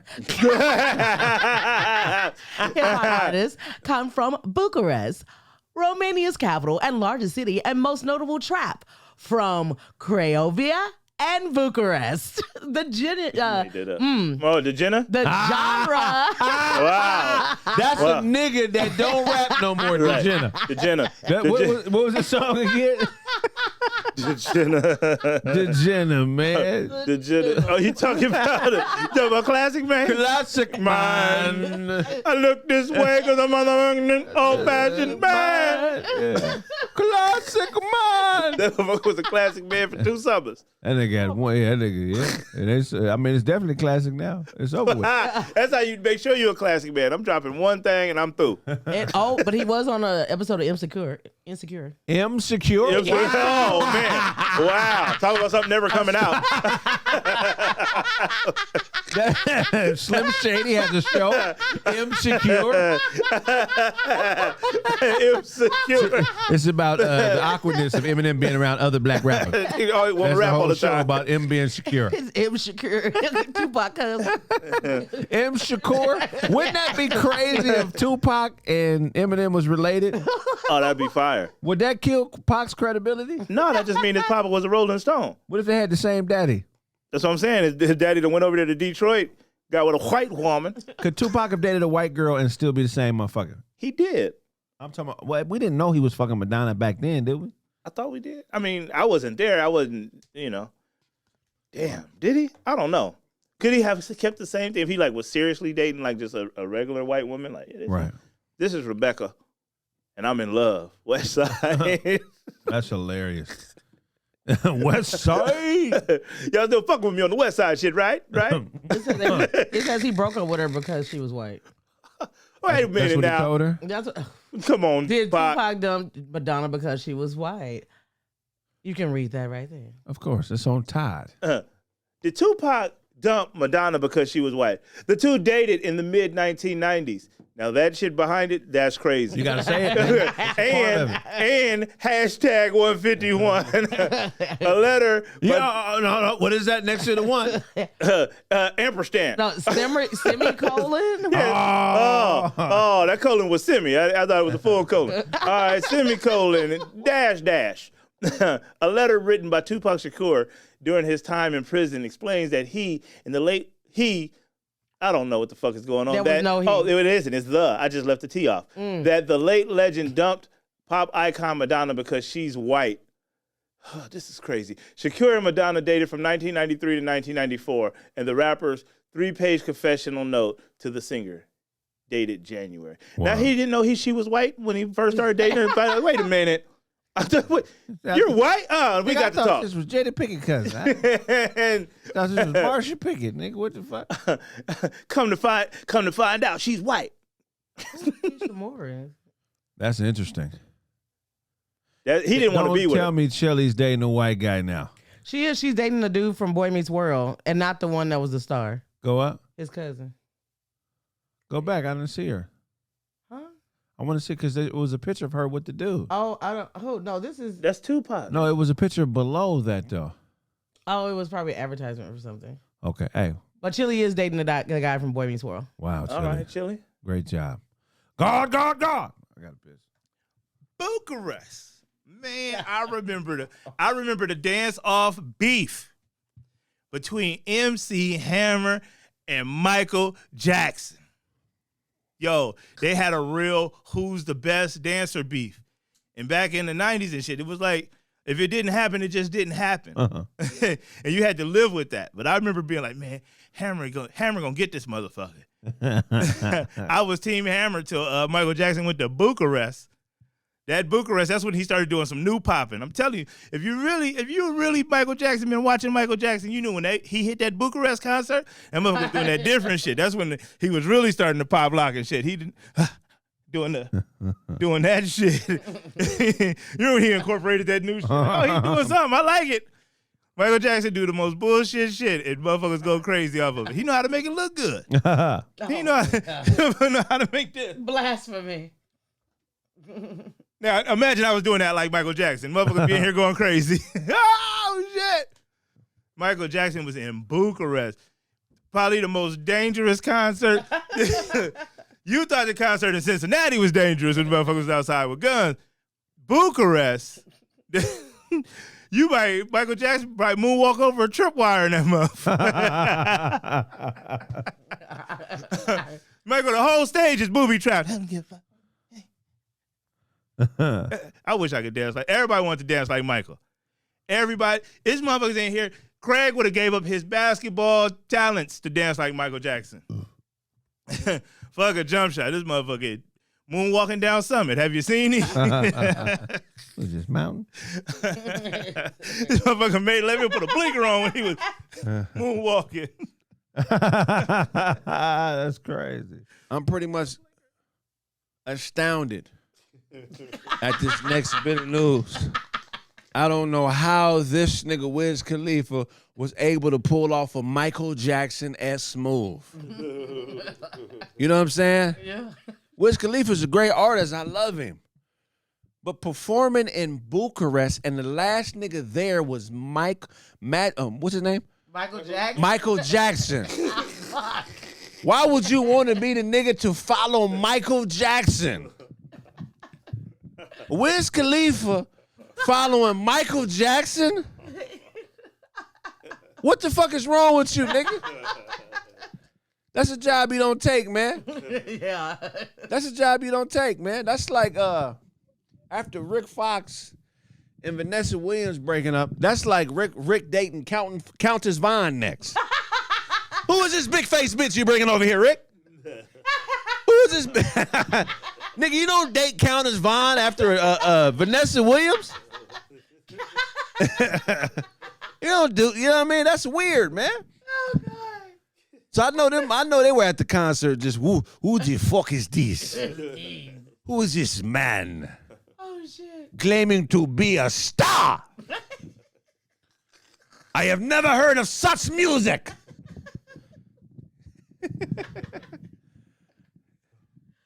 Oh, Lord. Grab the shotguns now. I know Wiz Khalifa was like, these motherfuckers don't know who I am. Nah, nigga, this is the 12th song. Every time I put the mic to the audience, they don't know what the fuck to say. When I do this with the microphone, motherfuckers is supposed to sing my shit. It's quiet. Niggas ain't supposed to be inhaling when I'm niggas, repeat my shit. He was yelling, repeat my shit, nigga, come on. Come on. Nigga, do they know my shit? That nigga had to send some of his crew into the stadium to try to get the shit started. Daryl, tell him that part of the song. That nigga passing out sheet music with the lyrics to his shit. Come on, I'm the nigga who used to date Amber Rose. Y'all don't remember me? I kickbox now. I kickbox. That nigga start kickboxing on stage.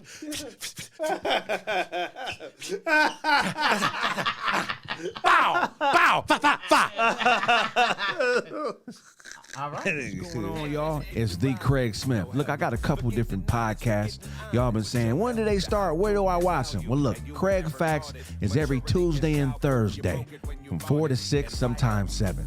Then Monday through Thursday, I do Roast the Host podcast. Roast the Host is a podcast where you can call in via Discord and roast me personally, like we do on Roast Me.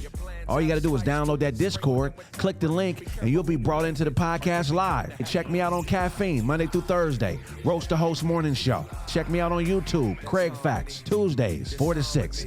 Comedy festivals. If you're an artist and you want to be involved in that next festival, click the link below, fill out the contact information, and we'll bring you into the studio so you can display your talent. God. Check it out, man. There was, what's going on with Kendrick? Man, Kendrick Lamar's The Big Steppers Tour is now the highest grossing tour in hip-hop history. Highest grossing tour. That's crazy. I wouldn't have ever guessed that. Man, he was out there cracking. It's number 1. Number 2 is Drake, Aubrey, and the Three Migos. Clearly, Drake and the Migos. Number 3, Drake and Future, Summer 16. Number 4 is Kanye West and Jay-Z, Watch the Throne. Number 5 is Kendrick Lamar again with Jam. And number 6 is Travis Scott, Astro World. Oh, wow. Yo, the Big Steppers Tour, fire. I mean, I seen the video clips. I didn't get to see no real. When did this happen?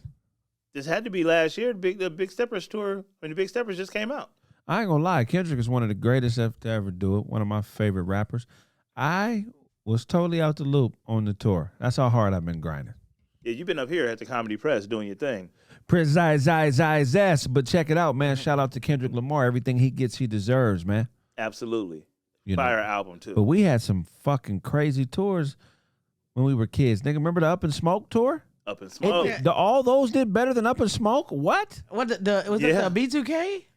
B2K is hilarious. You ever heard of Summer Jam, huh? But I guess all the dates combined, I would have thought Jay-Z or Kanye or DMX would have that record. I'm very surprised to know that they're not even in the top 5 or 6. Yeah, that's crazy. I mean, Kanye had the floating stage and everything. I thought that was, I would hate to spend all that money on a floating stage and not make top 10. But is it like a difference between like the tour and like the Rolling Loud thing, which is like separate? Like it's not their tour, but it's Right. Yeah, that's you know what I'm saying? Right. I think it's an individual artist tour, not like I don't believe it's a tour like a, what do they call those tours when it's just a bunch of big headliners? A festival or something. Yeah, like that? I don't think that counts. I think they're just talking about individual artists, individual ticket sales. Individual artist, individual. Individuality, individualism sales. Those types of sales. When you said individuality, it made me think of virtual reality. Y'all remember that video of Jamiroquai? Oh, yeah. I remember Jamiroquai. With the big hat. I remember Jamiroquai, but not that video. He was on the airport walkway escalators, going across the shit. Hilarious. Jerry. So our Jerry segment, man. Shout out to the God, Jerry Springer, man. You put more bullshit in black people's mind than we could afford. But fuck it, we gonna make the best of this. Gone way too soon. This is our new Jerry segment. Now on Jerry Springer, a lot of times the audience would stand up and ask a question that was funny or roast. So this is our way of asking you questions, and we want you guys to respond in the comments, man, and we'll talk right back to you. So here's a few questions we have for the audience, and I want a real solid answer. Yeah. We're just gonna go back and forth till we come up with a bunch of questions. Ready, Todd? I'm ready. Jerry.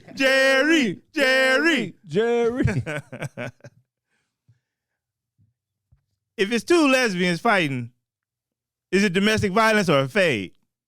It's just a fade. This is just a head up fade. Nobody needs to go to jail. We just getting this shit off our chest, man. Why is it so funny to me? We didn't have shit for Jerry, yeah. Jerry.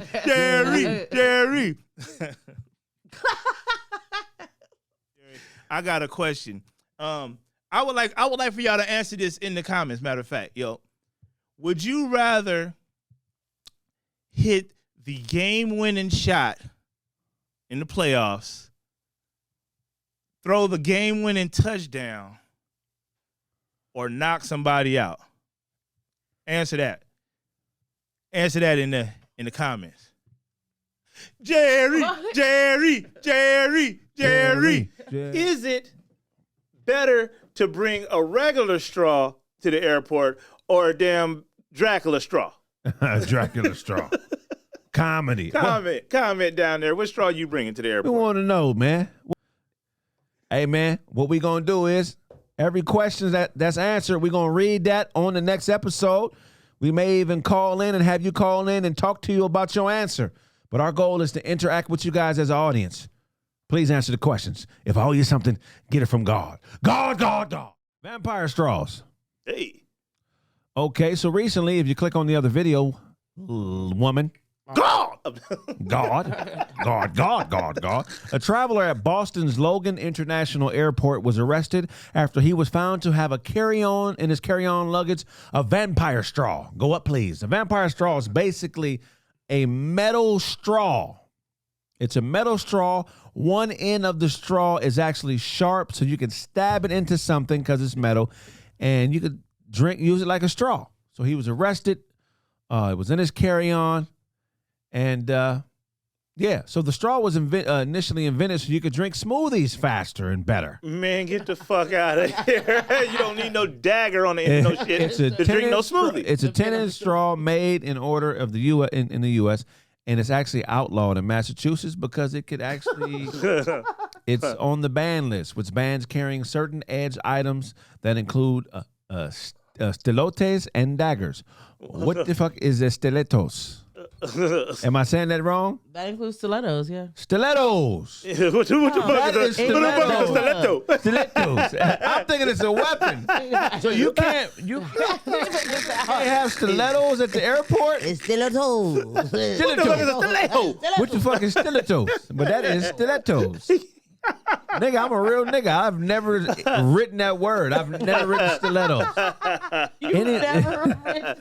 Have you ever spelled out stilettos? I've never done it. What the fuck is a stiletto? Like, why do I need to know how to say bustier? Nigga don't have shit to do with me as a man. Panties, you're lucky I know I can say panties. Because I've never owned a pair. But I had a sister, so I know she had panties and I had underwear. But stilettos is not something that a man is just supposed to know. A stiletto. What the fuck is a stiletto? I thought that was ice cream, gelato. You can't bring gelato to the airport? I can't bring ice cream, Italian ice cream on the plane? People need to stop bringing... That's gelato. Wait. Motherfuckers need to quit bringing stupid shit to the airport. Like dagger straws. Why the fuck you need a vampire straw? Why are you ordering a vampire straw? Yeah, what are you, pause, what are you sucking that requires that type of firmness? Yeah, and you need to dagger it first. You got to dagger this milkshake in order for it to respect you? If I'm trying to do a Tropicana commercial, just stick it right in the orange. Oh, wow. This is, okay. But there has been some, wow, what is that? Was that one of the things? Yeah, this is. Little quick fingers over here. Whatever. These are things that were taken at the airport. Fuck. Peanut butter firearm? What the fuck is a peanut butter firearm? These are things that have been weapons that have been discovered at the airport in people's luggage. Motherfucker tried to stuff a firearm in peanut butter. Chicken carcass. Go ahead, go back up. I was reading the chicken carcass with firearms and fentanyl skittles. Fentanyl The skittles? Damn! The weirdest U.S. airport finds. Fentanyl skittles. Fentanyl skittles. When's the last time you ever ate one skittle? So Soiled money and crutches? Okay. Normally used for walking while injured, these crutches were found to be stuffed full of sold banknotes. It's hard to imagine someone thinking this idea did not stink, the TSA said. Shitty money. It was shitty money. that is crazy. Why was the money soiled? Because it didn't came out somebody keister. Yeah, these are it was in there. It was in the thing. All right, go. What is this, a grenade? See, This grenade was found to be a dud at Milwaukee, and Milwaukee's bomb squad was called to the scene. a dud. Who brings a grenade to the airport? And how the fuck the grenade was a dud? There ain't no way that you knew it was a dud unless you tried to explode it. Cattle prods. Exactly. Not one, but two, three. Well, not one, but two, but three electric cattle prods were unearthed by the TSA officers at Washington, D.C. Dulles Airport. They were packed inside a carry-on guitar case alongside the instrument in September. What are you doing with a guitar and cattle prods? I don't All right, in the same bag. You That's a up to different sound of something? music. Yeah, you doing something. They put a gun in a PlayStation? See, Gun and a PlayStation. these motherfuckers. If I was security at the airport, these motherfuckers would be getting roughed up. This is a black person right here. It was drug in the hair ties. What'd you call it? Do rock hot to They don't check heads for dope, okay? It's everything from the neck down. So let's put this on your bun. Put this half ounce on your bun. Yeah, you'll be all right. Okay, the rays don't even make it past the height of your neck anyway. Adam's apple deflects all that. Yeah. So I'll be standing right next to you. Yep. I'll be standing right next to you, okay? As long as you don't put your hands in your hair, you'll be all right. Keep your hands down. Gun and a medicine arm sling. Medical arm sling. Oh, Because a That medicine. says medical. There's no such thing as a medicine arm sling. That says There's medicine medical. all in this arm. This Robitussin, Hey, man. bear buffering. What do you need? It's in this arm. This is a peanut butter. Oh, it's a peanut butter firearm. Okay. Oh, we're going to stick the gun down in the peanut butter. They'll never find it there. Oh, it was disassembled. Like we don't got peanut butter at the house. Oh, wow. Man. And a gun and chicken. That's crazy. All right, dude. And So we don't want to get no blood on the gun. Could you imagine? Put it in plastic. Stick it inside the chicken. Stick it inside the bigger Cornish hen, the chicken. Put it inside the chicken. Motherfucker got an AK hanging out the back of a damn piece of chicken. Why not just try to FedEx it? Why be? You know what I mean? I don't know. Keep going down. Fentanyl inside a candy wrapper. Now, could you imagine this? Could you imagine getting stopped with this? Like, these look like fentanyls. No, they Skittles. Okay, eat one. And you're a wrap. Just go ahead, just eat one. Just have one. Enjoy a Skittle. That's scary, bro. Yeah. Yeah. Because if you found an unopened pack of Skittles, there's a chance that you would eat them bitches, bro. There is an upper 80% chance that you would eat it. Man. Oh, some Skittles. Hey, my lucky day. That's tough. You'll feel blessed if you found some Skittles. What else we got? And in the airport, last time we went to travel in Detroit, my daughter got snatched up by the TSA. Why? Well, apparently, she was gardening before we left. So the what is that called? The manure? Manure, yeah. Yeah, like was on her shoes, and she touched her shoes, so she had on her hands and shit. And they was like, "You might be up in this motherfucker trying to blow some shit up." Oh wow. Yeah. They pulled her ass to the side and got to checking. Damn, that's crazy. What is this? How the fuck you have fish? What is that in that bag? Go back up. Oh, this one is telling you what it is right here. Her Valentine's Day present. The following pictures are from when officers discovered smuggled wildlife in luggage. When we find animals being smuggled, we contact the USFWF. Oh, I thought that was an X-ray in somebody's. That's okay. But what animal is that? They look like fish hooks. I don't know. Yeah, go over. What other animals is in there that they found? Tell us something. Snake in a hard drive. Discovered earlier this year, a traveler on her way, from Miami to Barbados, attempted to smuggle a snakelet inside of an external hard drive. A snakelet. Oh, wow. Yeah, that's for a different picture. That's for a different picture? Wow. Hey, but look, man, I got to thinking. Thanks, Darren. This vampire straw got me thinking of weird weapons in history. So do you know during World War II that the Americans dropped a bomb called the Bat Bomb? Basically, it was a bomb that was developed and it encased 1,000 compartments, which each contained a Mexican free-tailed bat attached to small bombs. The idea of the bomb was to drop it, which was a 20,000-pound bomb. Drop it, all the compartments would open up. The bats would all have mini bombs strapped to them. They would find a place to burrow, which is normally in the attic of a house in Japan, because that's what happens in that part of Japan. And then once the bats got comfortable, all the bombs would blow up and set the place on fire, set the city on fire. Damn, that's kind of crazy. The Bat Bomb. So the bombs is attached, little bombs attached to bats. Bats is gonna fly wherever they go, and they just inserting bombs all throughout the city. Right. Damn. That's probably the dumbest plan I've ever heard in my life until I read this next one. During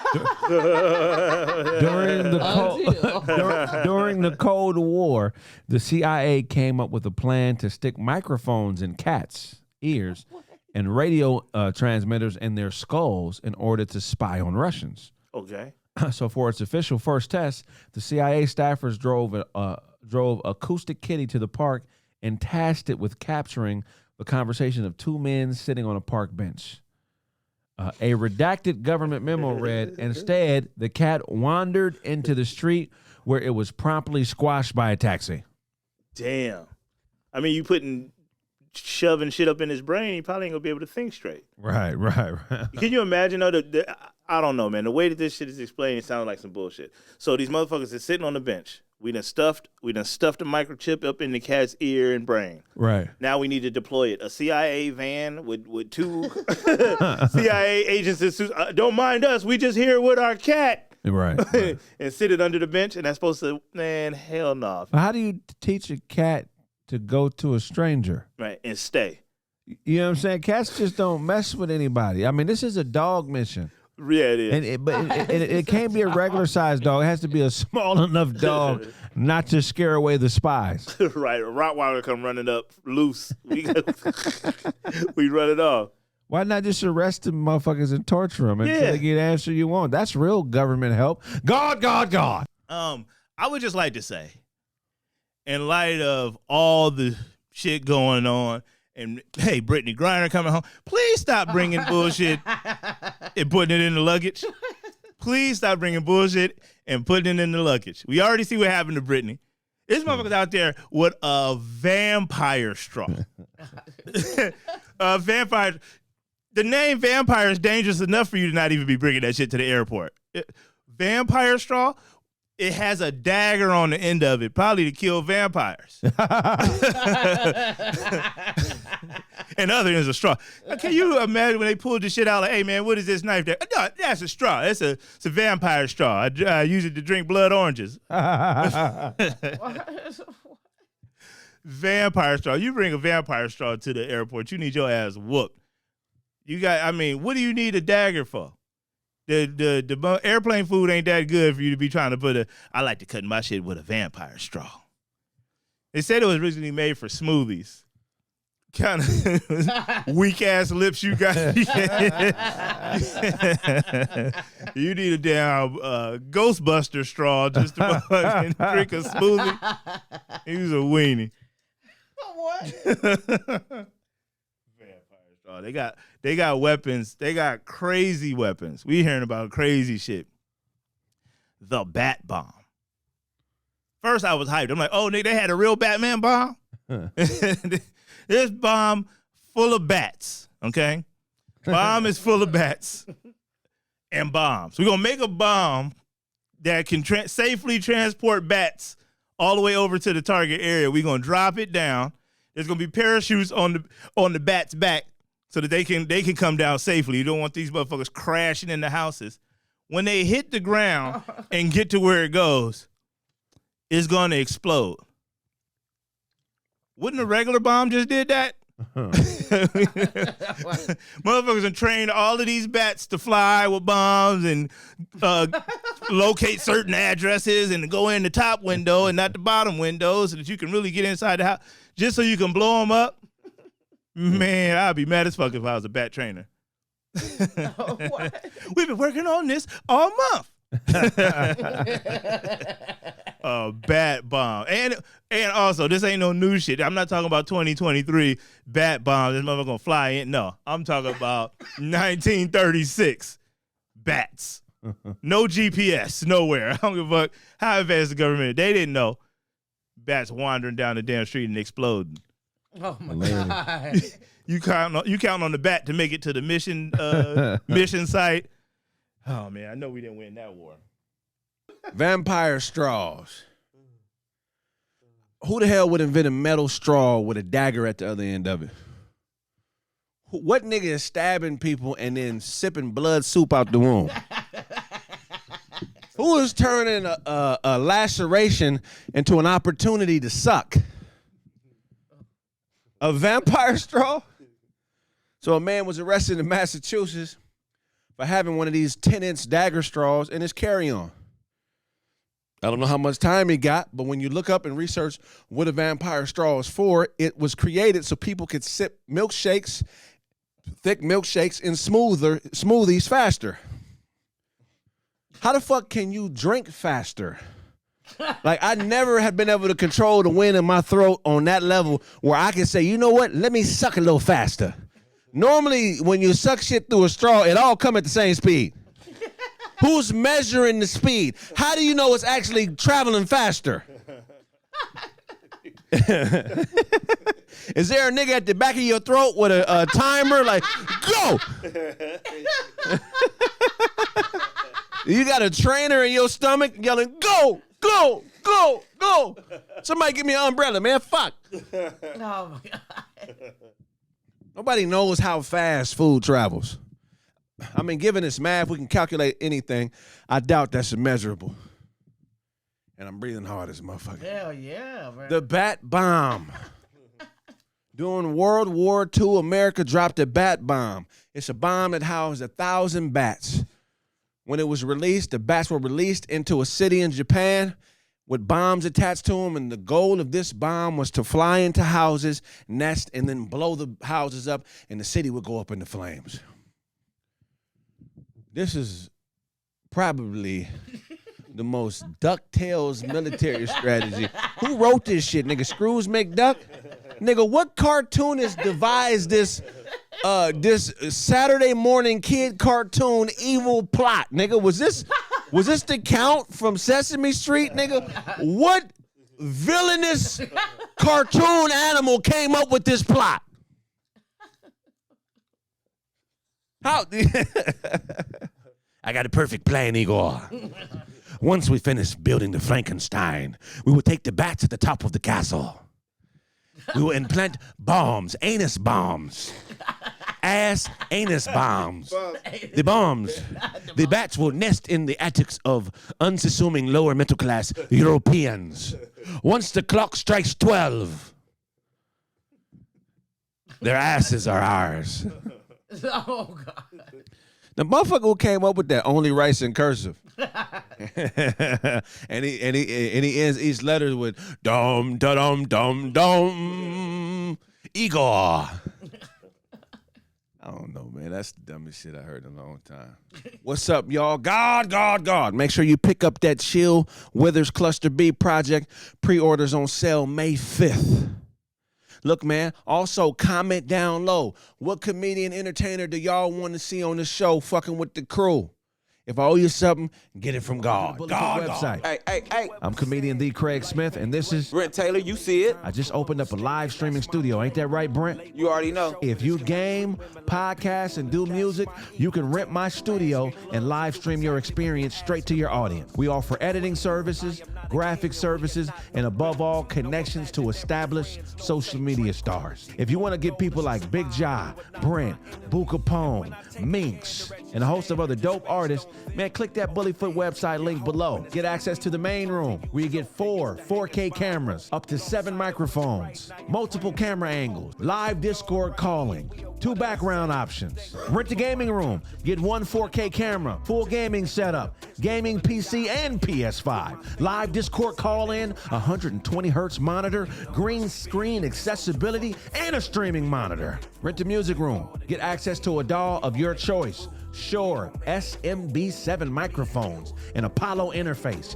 couch seating, and a streaming monitor. All you have to do is click that link below and rent. If I owe you something, get it from God.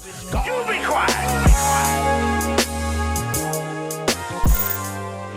What's going on, everybody? This is your player partner and fellow Craig Factor Dwayne, aka Dad Media.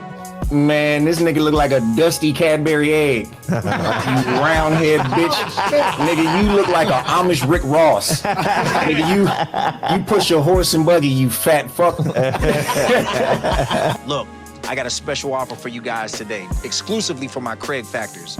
Go over to my website, www.dadmediadesign.com. Again, that website's gonna be www.dadmediadesign.com, where you can get all your exclusive videography, photography, and graphic design services. All you have to do is go to my website, click on the booking tab, and I can have your services as quickly to you as 1 business day. So come on over to the site where we'll get you right, and hopefully I'll be seeing you soon. Peace.